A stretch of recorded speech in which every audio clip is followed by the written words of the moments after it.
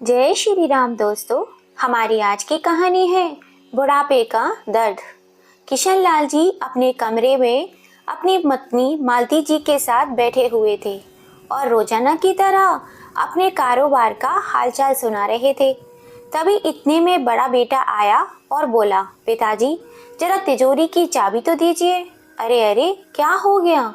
कुछ नहीं, बस 10,000 रुपये चाहिए थे। पिताजी, आपको तो पता है मेरी बाइक की रिपेयरिंग करानी थी। अच्छा ठीक है, मालती जरा चाबी तो देना। मालती जी अपनी कमर में से चाबी का गुच्छा निकाल कर दे देती हैं। बड़ा बेटा अभी जाता ही है कि इतने में छोटा बेटा आ जाता है। बाबूजी, बच्चों की स्कूल की और ट्यूशन की फीस भरनी है, 20,000 रुपये चाहिए, जरा दीजिए तो। मेरी तनख्वाह नहीं आई है अभी तक, जब आ जाएगी तो मैं आपको वापस दे दूंगा। पिताजी सब जानते थे, वे सब जानते थे कि दोनों बेटे क्या कर रहे हैं, लेकिन फिर भी यही सोचकर चुप हो जाते। क्या फर्क पड़ता है तो सब अपने बच्चों का ही। वैसे तो किशन लाल जी कभी मना नहीं करते थे तिजोरी की चाबी देने से, लेकिन कभी कभी कारण पूछ भी बैठते थे तो बच्चे कहते, क्या पिताजी, आपको तो हम पर विश्वास ही नहीं है। इस पर किशन लाल जी ठहाका लगाकर हंस देते। मालती जी मना भी करती रहती, परंतु किशन लाल जी नहीं मानते। अरे मालती, तुम तो जानती हो मेरे बच्चे मेरी जान हैं, लेकिन जी आपने बुढ़ापे के लिए भी तो। अरे भाग्यवान, बुढ़ापे की चिंता तुम क्यों करती हो?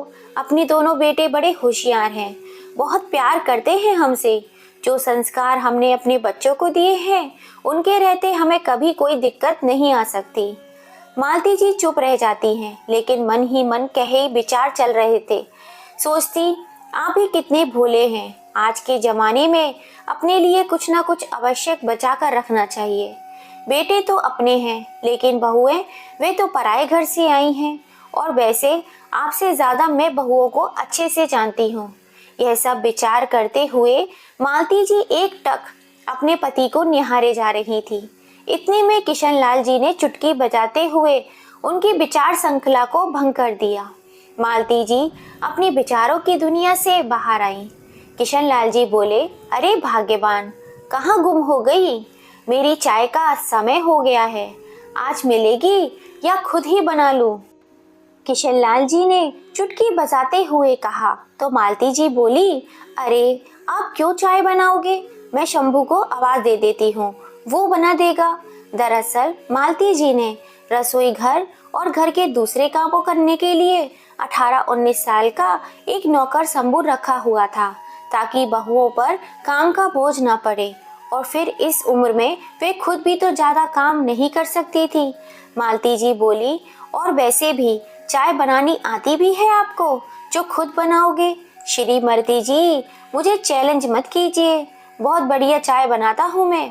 चलो आज मैं तुम्हें चाय बनाकर ही पिलाता हूँ। कहते हुए किशन लाल जी रसोई घर में जाकर चाय बनाने लगे तो इतने में शंभू आ गया। अरे बाबूजी, मैं किस लिए हूँ, मैं चाय बना देता हूँ। अरे नहीं, आज की चाय मैं ही बनाऊंगा और तुम्हें भी पिलाऊंगा। कहते हुए किशन लाल जी चूल्हा जलाने लगे, साथ में अपनी पत्नी के लिए गाना भी गाने लगे। बाहर दोनों बहुएं अपनी हंसी बड़ी ही मुश्किल से रोक कर खड़ी हुई थी। शाम को मालती जी और किशन लाल जी रोज की तरह सैर सपाटा करने के लिए बाहर निकले। मालती जी अपने आप को बहुत ही भाग्यशाली महसूस कर रही थी कि उन्हें किशन लाल जी जैसा सुलझा हुआ इंसान मिला है। पर कहते हैं ना, कभी कभी अपने भाग्य को अपनी ही नजर लग जाती है।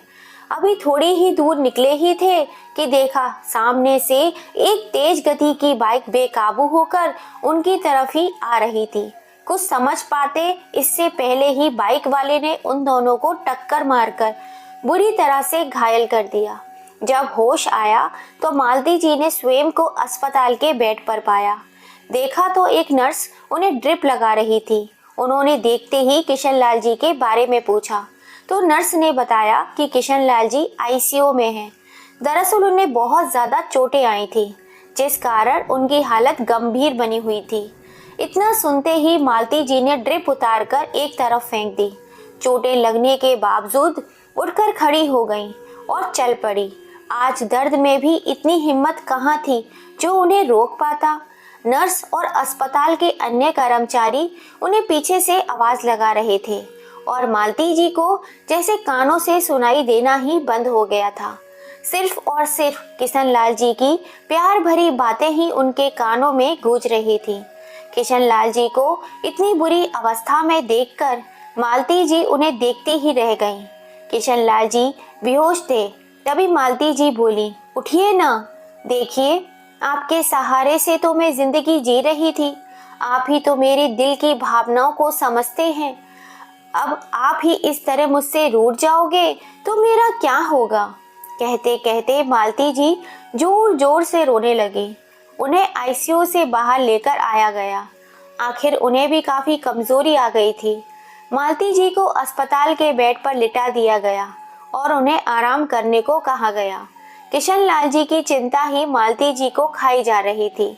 आंखें बंद किए मालती जी अपने पति के साथ बिताए मीठे पलों को याद कर रही थी कि इतने में एक आवाज आई, बड़ी माँ। आंखें खोलकर देखा तो सामने उनका नौकर शंभू खड़ा था। मालती जी की ऐसी हालत देखकर उसकी आंखों में आंसू आ गए थे। बोला, खाना खा लीजिए बड़ी माँ। मालती जी इधर उधर देखने लगी। आसपास और कोई नहीं था। शंभू बोला, अब सब लोग घर चले गए थे तो मुझे लगा कि आप अस्पताल में अकेली हैं, तो मैं आपका हालचाल जानने के लिए आ गया। आते आते थोड़ा खाना भी लेकर आया। उठिए बड़ी माँ, खाना खा लीजिए। बाबूजी भी जल्दी ही ठीक हो जाएंगे, आप चिंता मत कीजिए। शंभू का स्नेह देखकर मालती जी को कुछ हौसला हुआ। उन्हें लगा कि उनके साथ कोई तो खड़ा है इस दुख की घड़ी में। इतने में नर्स अंदर आई और बोली, मालती जी, आपके पति को होश आ गया है। शंभू उन्हें लेकर किशनलाल जी के पास गया। किशनलाल जी होश में तो थे, परंतु अपने हाथ पैर नहीं हिला पा रहे थे। यह देखकर मालती जी दर्द और चिंता से भर गई, लेकिन अपने पति के सामने कमजोर पड़ना नहीं चाहती थी। इसीलिए तुरंत ही अपनी पीड़ा अपनी आंखों में समेटकर किशनलाल जी की ओर देखकर मुस्कुराई और बोली, भगवान का शुक्र है कि आप ठीक हैं। अब हम जल्दी ही अपने घर चलेंगे। तभी थोड़ी संभलने के बाद उन दोनों को अस्पताल से छुट्टी मिल गई। वे दोनों घर तो आ गए, लेकिन किशनलाल जी अब व्हील चेयर पर आ चुके थे। वे अपने चलने फिरने में असमर्थ थे। घर पर आने के बाद तो जैसे मालती जी और किशनलाल जी की जिंदगी ही पलट गई। जो लोग कभी घर के मुखिया हुआ करते थे, इस घर की रौनक हुआ करते थे, वे दोनों अब अपेक्षा की नजरों से देखे जाने लगे। बच्चों को अपने माता पिता ही बोझ लगने लगे। किशनलाल जी की दवा पानी सब मालती जी ही करती थी।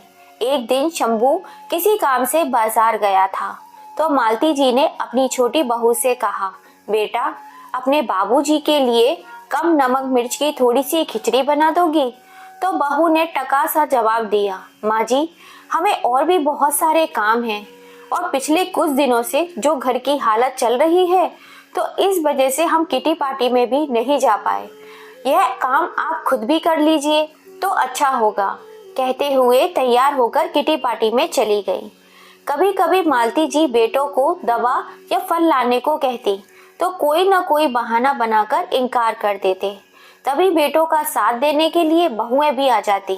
माँ जी, कितना भी खर्च कर लो, अब बाबूजी तो ठीक होने वाले हैं नहीं, तो थोड़ा सा सोच समझकर बात किया करो खर्चे की। इन तीर भरी बातों को माँ का कलेजा छलनी हो जाता है। मन ही मन वह जानती थी कि बेटों को यह सब सिखाने वाली उनकी बहुएं ही हैं। सोचने लगी, यही बेटे छोटे छोटे खर्चों के लिए बाबूजी बाबूजी करते हुए आ जाते थे।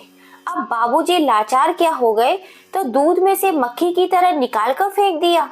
बेटे बहू की जली कटी सुनकर जब मालती जी कमरे में आई तो देखा किशनलाल जी की आंखें आंसुओं से भरी हुई थी। किशनलाल जी मालती जी को देखकर बोले, मैंने अपने दोनों बेटों को अपने दोनों हाथ समझा था, लेकिन मुसीबत में यही दोनों बेटे हमारी परवरिश को भी नकार देंगे यह मैं नहीं जानता था। लेकिन मालती, तुम मेरी चिंता मत करो, मैं बिल्कुल ठीक हूँ। अरे, तिजोरी की चाबी कहाँ गई? यहीं तो रखी थी। इधर उधर देखते हुए मालती जी बोली। शंभू जो पास में ही खड़ा सब बातें सुन रहा था, मालती जी से बोला, अरे सुबह ही तो छोटी भाभी और बड़ी भाभी कमरे में आई थी, क्या पता उन्होंने ही ली हो। यह सब सुनते ही मालती जी चौंक गई, लेकिन खुद को संभालते हुए बहुओं के पास पहुंची। बहू, वह तिजोरी की चाबी क्या तुम्हारे पास है? मालती जी थोड़ा सा सकुचाते हुए बोली, लेकिन बहुओं को तो जैसे तैयार ही खड़ी थी चिल्लाने को। माँ जी, आप तो पैसा लुटाने में ऐसे लगी हुई हैं जैसे कि पैसे पेड़ पर उग रहे हों। अब तो आपके पति की कमाई भी नहीं आ रही, इसलिए पैसों को कैसे बचाना है ये हम अच्छी तरह से जानते हैं। अब ये चाबी आपको नहीं मिलेगी। बहुओं के मुंह से ऐसी बातें सुनकर मालती जी आश्चर्यचकित रह गई। वह बात को बढ़ाना नहीं चाहती थी, इसलिए चुप करके अपने कमरे में लौट आई। अगले दिन मालती जी सब कुछ सोकर उठी तो देखा किशनलाल जी को थोड़ा बुखार था। जाकर बेटों से कहा, तुम्हारे बाबूजी को अस्पताल लेकर जाना है, बुखार लग रहा है और रूटीन चेकअप भी करवाना है, तो गाड़ी ले चलो। इतने में छोटे बेटे का जवाब था, गाड़ी में पेट्रोल नहीं है। आपको तो पता है घर में पैसों की कितनी तंगी चल रही है, ऊपर से बाबूजी सब काम धंधा छोड़कर घर पर बैठे हुए हैं।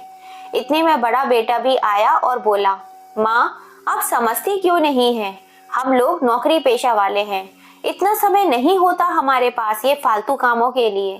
शंभू को बोलकर ऑटो बुला लीजिए और चली जाइए बाबूजी को लेकर। मालती जी अपमान का घूंट पिए चुपचाप खड़ी थी। उन्होंने उस समय कुछ बोलना उचित नहीं समझा। उतने में शंभू ने आवाज लगाई, आइए बड़ी माँ, मैं ऑटो बुलाकर ले आया हूँ। जाते हुए मालती जी ने शंभू से कहा, पर बेटा मेरे पास तो पैसे भी नहीं बचे दवा और फल लाने के लिए। मैंने पैसे उठा लिए हैं, मेरी तनख्वाह में से कुछ पैसे बचे हुए थे, पूरे हो जाएंगे। कहते हुए शंभू बाबूजी की व्हील चेयर को सरकाते हुए ले गया। कहने को तो शंभू नौकर था, लेकिन मालती जी और किशनलाल जी की सेवा उनके बच्चों से बढ़कर कर रहा था। ऑटो में मालती जी शंभू से कहने लगी, मुसीबत में जब अपनों ने ही पल्ला झाड़ लिया तब तुमने अपनों से भी ज्यादा ख्याल रखा। तब शंभू बोला, बड़ी माँ, बचपन से ही मेरे माँ बाप नहीं थे, मेरी दादी ने ही मुझे पाल पोस कर बड़ा किया, अब वो भी चल बसी है। मुझे तो आप दोनों में ही अपने माता पिता की परछाई नजर आती है। यह सब बातें कहते हुए शंभू की आंखें सहज उठी। अस्पताल में डॉक्टर ने किशनलाल जी के लिए कुछ खास डाइट और एक्सरसाइज बताई थी। शंभू ने उन सबको अच्छे से समझ लिया। वापस घर आते हुए रास्ते में ऑटो रुकवाकर शंभू ने दवाइयाँ और फल और ज़रूरी सामान ले लिया। शंभू ने उनके खाने पीने का खास ध्यान रखा। कुछ दिनों में ही बाबूजी ठीक होने लगे।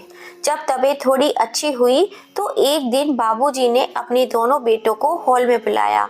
क्या हुआ बाबूजी, आपको तो कोई काम धंधा है नहीं और आप सारा दिन हमें ही परेशान किए रखते हो। दोनों बेटे चिल्लाते हुए अपने अपने कमरे से बाहर आए। सामने देखा तो चौंक गए। सामने सोफे पर माँ और बाबूजी एक साथ दो अनजान के शख्स के साथ बैठे हुए थे और किशनलाल जी के चेहरे पर गजब का आत्मविश्वास झलक रहा था। तुम दोनों को शायद नहीं पता, आज हमारी श्रीमती जी का जन्मदिन है, उसी अवसर पर यह सारा इंतजाम किया है आज हमने। कहते हुए किशनलाल जी ने मालती जी के साथ केक काटा। मालती जी को एक गिफ्ट बैग में उठाकर देते हुए बोले, यह लीजिए श्रीमती जी, आपके लिए अपनी पसंद की महंगी वाली सिल्क की साड़ी लाया हूँ। बहुओं के मुंह खुले के खुले रह गए। क्या हुआ, हैरान क्यों हो गए कि इस लाचार निठल्ले बूढ़े के पास इतने पैसे कहाँ से आ गए। चलो आज आप लोगों को भी सरप्राइज दिए देता हूँ। किशनलाल जी ने अपने साथ खड़े दोनों व्यक्तियों का परिचय दिया। यह मेरे वकील दोस्त हैं दामोदर जी, जिन्हें मैंने वसीयत का बंटवारा करने के लिए यहाँ बुलाया है, और यह हैं दीनदयाल जी, जिन्हें मैंने यह मकान 1.5 करोड़ 40 लाख रुपए में बेच दिया है। इतना कहने की देर थी कि बेटे और बहुओं के सिर पर तो जैसे आसमान ही टूट पड़ा। लेकिन बाबूजी, आप बिना हमारी रजामंदी के ऐसे कैसे? मेरी बात अभी खत्म नहीं हुई है। किशनलाल जी आज बोलते ही जा रहे थे और किसी की हिम्मत नहीं थी कि आज उन्हें रोकने की। किशन लाल जी ने वकील साहब को वसीयत पढ़कर सुनाने को कहा। उसमें लिखा था, मैं अपनी दुकान से अपने बेटे और बहुओं को बेदखल करता हूँ। उस पर आज से शंभू का हक होगा। वही अब मेरा कारोबार शंभू संभालेगा। इस मकान को बेचने से जो पैसा आएगा उसका आधा हिस्सा मैं अपने पोते और पोतियों के नाम जमा कर दूंगा, जो कि उनके वयस्क होने के बाद उन्हें मिल जाएगा। और बाकी की आधी रकम में से एक छोटा सा मकान मैं खरीद रहा हूँ, जिसमें मैं, मेरी पत्नी और शंभू तीनों रहेंगे। और मेरे पोता पोती के लिए मेरे घर के दरवाजे हमेशा खुले रहेंगे। अब किशन लाल जी बोले, तुम लोगों के पास 10 दिन का समय है। अपने रहने का इंतजाम कहीं और कर लीजिए, क्योंकि 10 दिन के बाद इस घर पर दीनदयाल जी का हक होगा। मैं अभी इसी भ्रम में था कि मेरे दोनों बेटे हैं जो बहुत ही होनहार हैं, परंतु क्या सचमुच मेरे दोनों बेटे मेरे अपने हैं? यहाँ सब अपने अपने स्वार्थ में जी रहे हैं। मैं तो मिथ्य भ्रम में पड़कर खुश हो रहा था कि यहाँ सब मेरे अपने हैं। शुक्र है मालिक का, जो हमें ऐसा दुख दिखाया जिसके कारण मुझे दुनिया की असलियत साफ साफ दिखाई देने लगी। मुसीबत के समय भी तुम्हें सिर्फ और सिर्फ पैसा ही दिखाई दे रहा था। अरे, मैं तो कब से इस दुनिया में कूच कर गया होता, अपने लाचार बेकार अपाहिज शरीर के साथ। कब तक जीता? यह सब मेरी पत्नी और शंभू की सेवा का फल है, जो आज मैं बिल्कुल तंदुरुस्त हूँ। असल में बेटे का फर्ज तो सिर्फ शंभू ने ही निभाया है। पिताजी, वे नौकर है और उसे नौकर की जगह पर ही रखिए। हम आपके बेटे हैं, बड़े बेटे ने कहा तो किशन लाल जी बोले, बंधी हुई तनख्वाह के अलावा दिया ही क्या है मैंने इसे? लेकिन इसने तो जीवन दान दिया है मुझे। मेरी और मेरी पत्नी की बुढ़ापे की लाठी बना है। अब तो दोनों बहुएं माँ जी के चरणों में गिर पड़ी और बोली, हमसे बहुत बड़ी गलती हो गई माँ जी, आप ही कुछ समझाइए ना बाबूजी को। हम लोग आपके ही तो बच्चे हैं, और फिर रिश्तेदार क्या बोलेंगे, यह भी तो जरा सोचिए। बहुओं को माँ जी से कुछ उम्मीद थी, लेकिन मालती जी उनकी उम्मीद पर पानी फेरते हुए बोली, यह बात तब याद क्यों नहीं आई थी जब तुम लोगों के सामने लाचार होकर मैं तुम्हारे बाबूजी की जिंदगी की भीख मांग रही थी। और फिर रिश्तेदार जो कहेंगे सो कहेंगे, मुझे उनकी कोई चिंता नहीं है। तुम अपना सामान बांधने की तैयारी करो। माँ और पिताजी की हिम्मत देखकर आज दोनों बेटे और बहुएं भी भौचक्के रह गए। शायद उन्हें अपने कानों पर यकीन नहीं हुआ। वह लोग बहुत गिड़गिड़ाने लगे, लेकिन अंत में वही हुआ जो वसीयत में किशन लाल जी ने लिखा था। बेटे और बहुओं को अपने किरकिए की सजा और सबक दोनों मिल चुके थे। दोस्तों, अपने बेटे और बहुओं को सबक सिखाने के लिए किशन लाल जी ने जो ठोस निर्णय लिया, क्या वो सही था या गलत? अपनी राय हमें कमेंट करके ज़रूर बताइएगा। कहानी पसंद आई हो तो ज़्यादा से ज़्यादा इसे शेयर कीजिएगा। लाइक एंड सब्सक्राइब नहीं किया है तो जल्दी से कर लीजिए। फिर मिलेंगे। जय श्री राम।